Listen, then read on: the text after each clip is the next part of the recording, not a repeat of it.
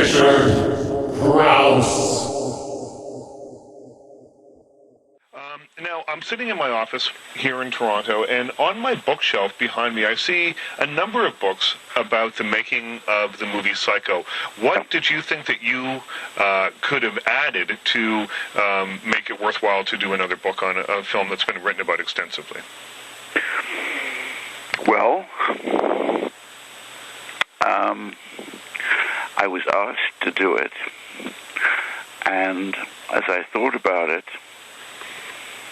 I thought that there's one essential thing I bring to this book that I don't think is in the other books about Psycho, because the other books about Psycho are essentially celebrations of the film. And while I am happy in a great part to join in the celebration, I have mixed feelings.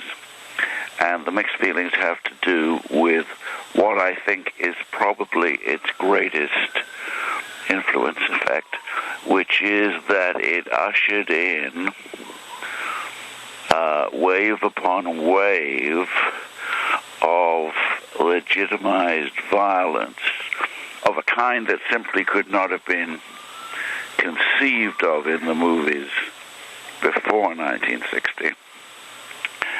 And this is not to say, and I don't mean to say, that there is not and has not always been a place for violence in film. I think there is, but I believe it's gone far too far. And I think it is actually one of the biggest things that has come between the mass audience and its continued enjoyment of film. In other words, I think that if you were to poll people far and wide and say, what has happened to the cinema as an entertainment, one of the things they would raise and talk about is that there are so many films being made that seem to them excessive and which go beyond any sort of proper treatment of violence and which they don't want to see. And I do not think the movie business actually can ignore that claim and simply say, oh, but do you want to go back to censorship? I don't want to go back to censorship. I don't believe in censorship. But I do believe that the concentration of violence has got out of hand, and I think it's become a very troubling thing. And so, I'm sorry. So to answer you very briefly, I knew that the previous books on Psycho tended to glory in the making of the film, and I'm happy to do that myself, and a lot of my book is that. And I think the film is a masterpiece. But as you can see, I'm much more troubled with the consequences for the medium as a whole. Right, and you're not just talking about violence in horror films. You're talking about violence in mainstream film, that if the same films that are being made today were being made in the 1950s, would not have had anywhere near the kind of level of violence or sadism that we see today. Yes, I think that, conflict, obviously, is always a part of drama and always a part of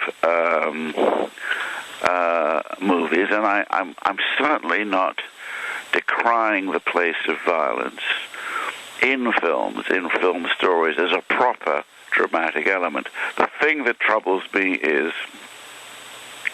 the feeling that the violence is being piled on for its own sake, because the business believes it appeals to a certain kind of audience, and what amounts to a state of cruelty. And I think that, our films are less humane overall. It's a big generalization. There's some wonderful films being made, but I think as a generalization, they are less humane than they were in the 20s, the 30s, the 40s, and 50s. And I have to say, just because Psycho was so brilliant and so powerful and so effective in beginning the undermining of censorship, that as a piece of history, and that's what this book is really, it's seeing Psycho in the eye of history, then I think there are troubling things about it. Well, the subtitle of the book is How Alfred Hitchcock Taught America to Love Murder.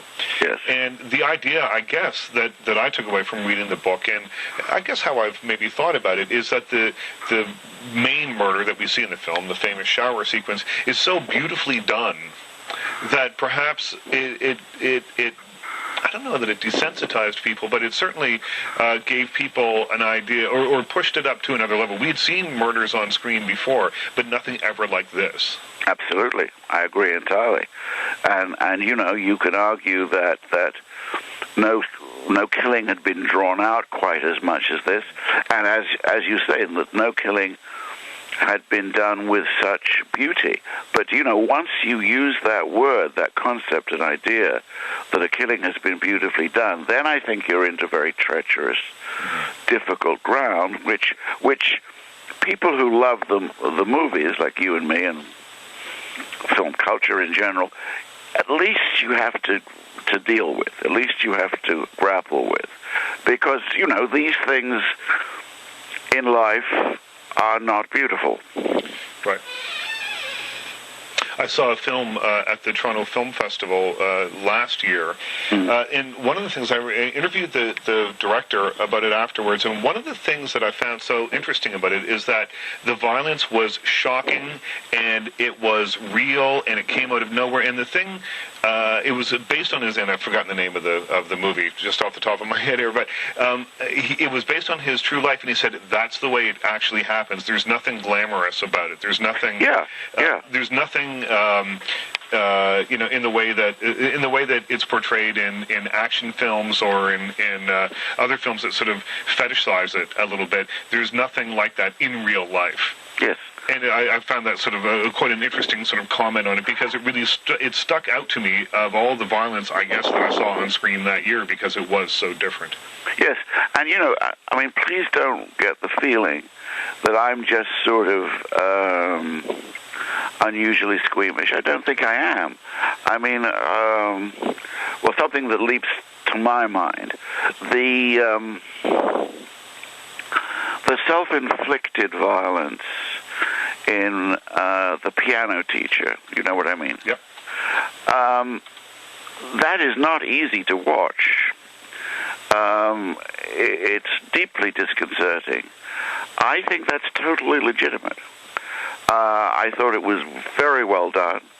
I mean, I thought it was well filmed, it was well acted, and it's deeply embedded in what that film is about. And I think I believed in it. I believed in that woman doing that, and I thought that was a legitimate subject for film. The thing that troubles me, and it's clearly there in the shower sequence, is this. It's that the treatment of the killing is not the woman's point of view. It's not the killer's point of view. It's a kind of external aesthetic point of view. And I think it's when you get into that that you're into this very tricky area. The idea of voyeurism, that we're just absolutely sitting on the sidelines watching this awful thing happen for our entertainment. Absolutely. Richard Krause.